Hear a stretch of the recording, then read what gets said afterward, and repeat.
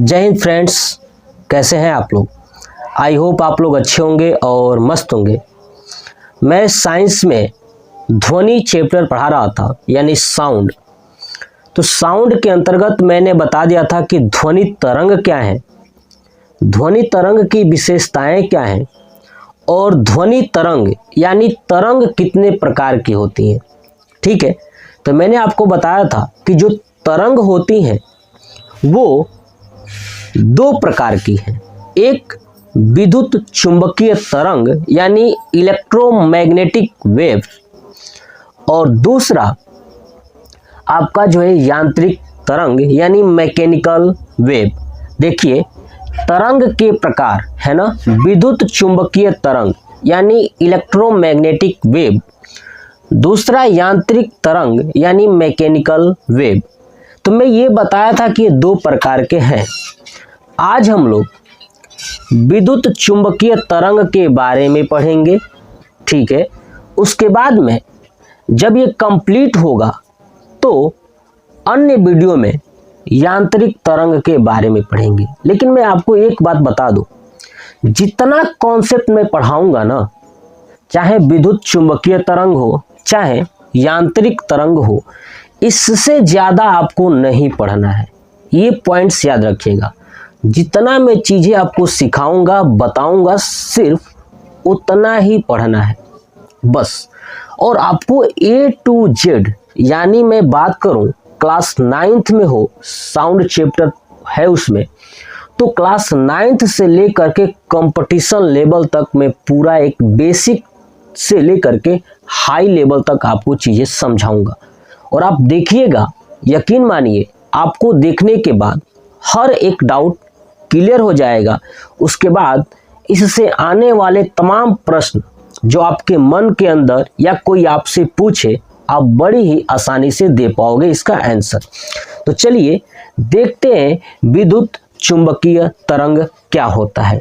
तो देखिए, विद्युत चुंबकीय तरंग क्या है कि ऐसी तरंग है ना, ऐसी तरंग जिनकी संचरण के लिए यानी चलने के लिए कोई भी माध्यम की आवश्यकता नहीं होती है ना, ऐसी तरंग जिन्हें चलने के लिए या जिनका संचरण के लिए किसी भी प्रकार के माध्यम की आवश्यकता नहीं होती है, अर्थात ये तरंगे निर्वात में भी, हवा में भी, है ना, कहीं भी आसानी से चल सकती हैं, जा सकती हैं।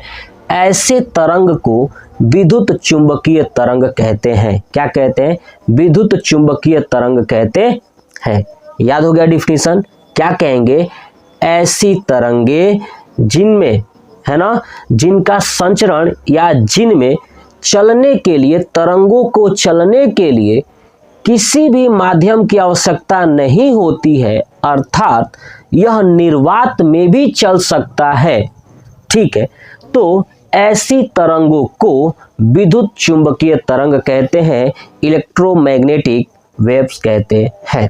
ये चीजें मैंने बोर्ड पे भी लिखा हुआ है डिफिनीशन के रूप में। चलिए देखिए कि विद्युत चुंबकीय तरंग इलेक्ट्रोमैग्नेटिक वेव है ना, ऐसी तरंगे जिनके संचरण के लिए माध्यम की आवश्यकता नहीं होती है, अर्थात यह निर्वात में भी चल सकती है, इसे विद्युत चुंबकीय तरंग कहते हैं, है ना। ऐसे तरंगे जिनमें विद्युत चुंबकीय को चलने के लिए कोई भी माध्यम की आवश्यकता नहीं होती है, ये तरंगे कौन सी तरंगे होती हैं? तो विद्युत चुंबकीय तरंग कहलाती हैं। कौन सी तरंग कहलाती हैं? विद्युत चुंबकीय तरंग कहलाती हैं। क्लियर? चलिए, अब हम लोग जानते हैं कि जो विद्युत चुंबकीय तरंग है ना, ये क्या इनके गुण हैं, कौन कौन सा गुण है। तो देखिए, जो विद्युत चुंबकीय तरंग होती हैं, जितनी भी विद्युत चुंबकीय तरंग हैं, ठीक है ना, जितनी भी विद्युत चुंबकीय तरंग हैं, वो सभी अनुप्रस्थ तरंग होती हैं। कौन सी तरंग होती हैं? अनुप्रस्थ तरंग होती हैं। यानी विद्युत चुंबकीय जो तरंग है वो अनुप्रस्थ तरंग होती है। क्लियर, समझ में आ गया। तो देखिए नेक्स्ट लिखा हूं मैं कि सभी विद्युत चुंबकीय तरंग अनुप्रस्थ तरंग होती है।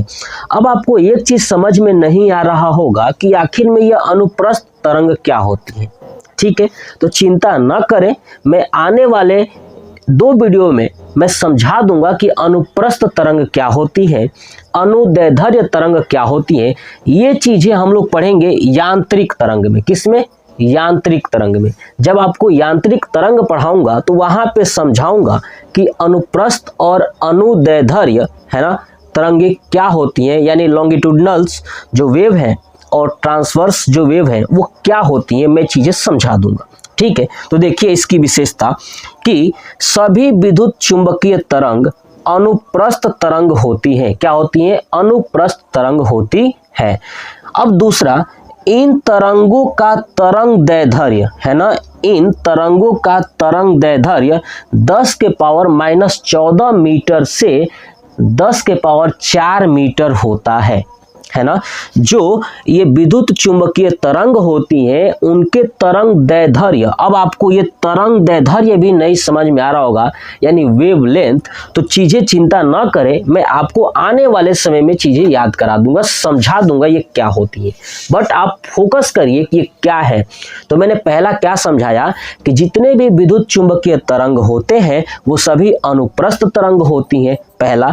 दूसरा मैंने बताया कि विद्युत चुंबकीय तरंग का जो तरंग दैर्ध्य है ना वो 10 के पावर -14 मीटर से 10 के पावर 4 मीटर तक होता है। बात क्लियर हो गई। नेक्स्ट, विद्युत चुंबकीय तरंग के बारे में एक वैज्ञानिक थे जिनका नाम था मैक्सवेल, उन्होंने ही बताया था। तो तरंग के बारे में मैक्सवेल ने बताया था, ये बात क्लियर हो गई। ठीक है, जितनी भी विद्युत चुंबकीय तरंग होती हैं उनका जो वेग होता है ना वो प्रकाश के वेग के बराबर होता है ना। जितनी भी विद्युत चुंबकीय तरंग होती हैं उनका जो वेग होता है, स्पीड होता है, चाल होता है, ठीक है ना, वो प्रकाश की चाल यानी प्रकाश का जो वेग होता है निर्वात में 3 × 10 के पावर 8 मीटर पर सेकेंड के बराबर होता है। यानी आप मोटा मोटी कह सकते हो कि जितने भी विद्युत चुंबकीय तरंग हैं उनका चाल प्रकाश के चाल के बराबर होता है, अर्थात 3 × 10 के पावर 8 मीटर पर सेकेंड होता है। तो देखिए लिखा है कि सभी विद्युत चुंबकीय तरंग की चाल निर्वात में प्रकाश की चाल है ना 3 × 10 के पावर 8 मीटर पर सेकेंड, या इसी को 3 × 10 के पावर 5 किलोमीटर, ध्यान सुनिए ये मीटर में था, ये किलोमीटर पर सेकेंड के बराबर होता है। बात क्लियर हो गई।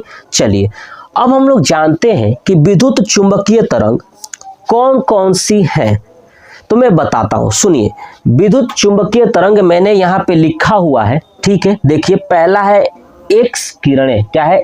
एक्स किरणें, गामा किरणें, परावैंगनी किरणें, दृश्य किरणें, अवरक्त किरणें और रेडियो तरंग और सूक्ष्म तरंग। ठीक है, यानी एक्स किरणें, वाई किरणें, परावैंगनी किरणें, दृश्य किरणें, अवरक्त किरणें और रेडियो तरंग और सूक्ष्म तरंग, ये सभी क्या है? तो आपका विद्युत चुंबकीय तरंग होते हैं। तो विद्युत चुंबकीय तरंग का नाम आपको याद होना ही चाहिए कौन कौन सी है। तो पहला मैं बताता हूं, एक्स किरणें, गामा किरणें, परावैंगनी किरणें, दृश्य किरणें है ना, अवरक्त किरणें, सूक्ष्म तरंग, रेडियो तरंग, पूरा आपको ये याद हो ही जाना चाहिए। ठीक है, 1 2 3 4 5 6 7